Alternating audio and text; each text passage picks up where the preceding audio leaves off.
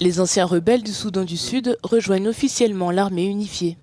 Mardi, des milliers de combattants, dont d'anciens rebelles des camps rivaux de la guerre civile, ont été intégrés dans l'armée du pays lors d'une cérémonie de remise de diplômes.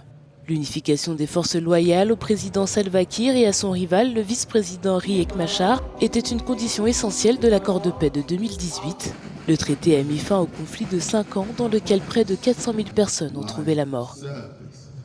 De tous les chapitres de l'accord, la graduation des forces unifiées en vertu du chapitre 2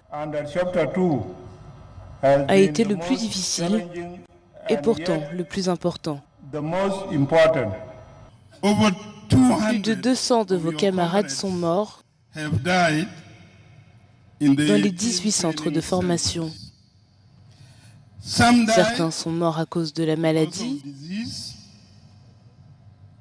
et de l'absence de médicaments. D'autres sont morts de faim car la nourriture n'était pas disponible. La cérémonie a eu lieu quelques semaines après que les dirigeants du pays, nommés pour diriger un gouvernement de transition, ont annoncé qu'ils resteraient au pouvoir 2 ans après la date limite convenue, suscitant l'inquiétude de la communauté internationale.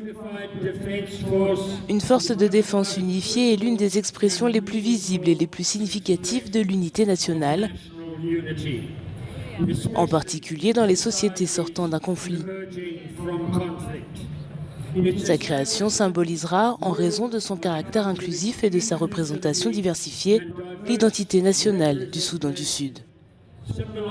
La période de transition devait se conclure par des élections en décembre de cette année, mais le gouvernement n'a pas encore respecté les principales dispositions de l'accord de 2018. Le pays ne doit désormais organiser des élections qu'en décembre 2024.